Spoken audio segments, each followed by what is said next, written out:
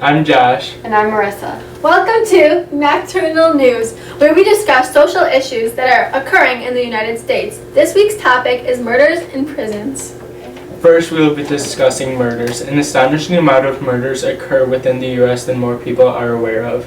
This number got as high as approximately 12,000 in the year of 2015. The top 3 locations where dangerous activities such as killings happen is St. Louis, Missouri, which 38 out of 100,000 people are murdered, Newark, New Jersey, where 38 out of 100,000 people are murdered, and finally Detroit, Michigan, where 45 out of 100,000 people are murdered.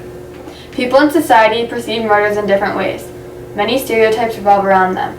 A common stereotype is that all murderers are men and women do not engage in horrible acts of violence. This is simply not the case. In fact, approximately 17% of all serial homicides in the U.S. are committed by women. Another stereotype is that all serial killers are either mentally ill or evil. This is also not true. Anyone could be a murderer, ordinary or not. But what motive does an individual have to pursue such a crime? There are endless reasons that fall into the categories of love, lust, and loathing. Some specific rationales behind killings are narcotics, urge to protect, jealousy, money, greed, frustration, hate, and lastly, revenge. The effects that murders have on society differ greatly. Murder of a non-famous individual has little, if any, lasting effect on society. The majority of murders occur in poor neighborhoods where, unfortunately, they aren't unusual. When a murder happens in an upscale neighborhood, there may be a brief expression of outrage, but in the long run, little measurable effect on society as a whole. Once in a while, there is a murder of a non-famous person that, for any number of reasons, grabs attention of the nation and which can have a long-lasting effect on society. Unlike the average murder, assassination involves a famous or a powerful victim. It has the potential to affect society tremendously. The assassination of John F. Kennedy, for example, had a permanent impact on American diplomacy. A well-known case that we're going to talk about today involves the murder of a young boy named Derek Robbie. Walking to a summer camp alone in Steuben County, New York, Robbie was led to a remote location by 13-year-old Eric Smith. There, Eric Smith tortured the young boy, suffocated him, and smashed his head with rocks, which ultimately led to his death. This case received nationwide attention as researchers tried to look into why a young boy would commit such a brutal crime.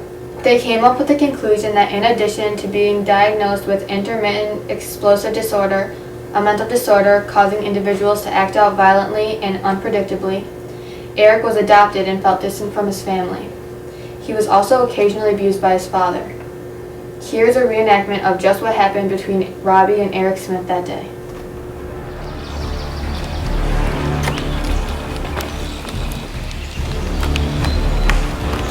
Here.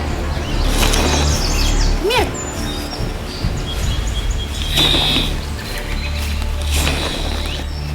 Come across the creek with me.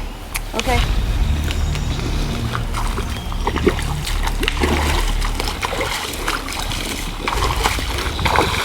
Look over there.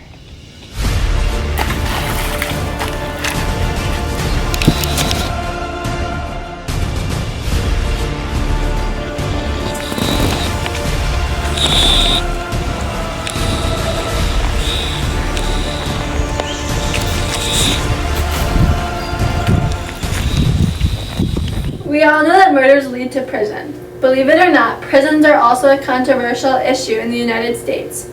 Jails are usually run by local law enforcement and/or local government agencies and are designed to hold inmates awaiting trial or serving a short sentence. Prisons, on the other hand, are typically operated by either a state government or the Federal Bureau of Prisons. These are designed to hold individuals convicted of more serious crimes, typically any felony. The U.S. has more jails and prisons than colleges. There are more than 5,000 of these institutions around the nation. They hold about 1.5 million inmates altogether. The conditions of prisons are not very pleasing. Overcrowding, violence, sexual abuse, and other conditions pose grave risks to the prisoner's health and safety. Mistreatment of prisoners based on race, sex, gender identity, or disability remains extremely common. In reality, prisons often do not meet even the most basic standards, and many prison staff consider harsh treatment to be a legitimate way to deal with the inmates. Those who experience defective conditions and mistreatment, on the other hand, are likely to return to society psychologically shattered and in poor or worse state of physical and mental health than when they entered. Prisons, along with murders, cause a great impact on society.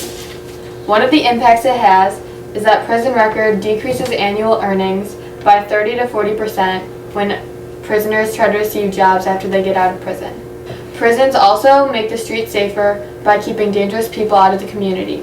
Many ex-prisoners have trouble being reaccepted into society because of the way that people perceive them. A normal day in prison starts around 6 a.m. every day, 365 days a year. In the general population, no one is in a cell alone. Meals are in the chow hall, breakfast, lunch, and dinner. You eat what is on your tray. The food is normally bad. At certain times, the inmates can go to the exercise yard. There's a small library and a rec room where inmates can read, visit, or play cards. Some inmates volunteer to work in the kitchen, the library, the laundry, or wherever there is needed. Sometimes they are even paid a few cents. Showers are not private, and you have no privacy while using the bathroom. Prison can be a violent, brutal, racist, dirty, and dangerous place. People often wonder what life after prison is like. Once an inmate has served his or her sentence, the time to re-enter society comes. This transition is very difficult regardless the amount of time served. A large number of inmates that are released from the prison will re-offend and subsequently return to prison. Thank you for tuning in to Nocturnal News. Woohoo!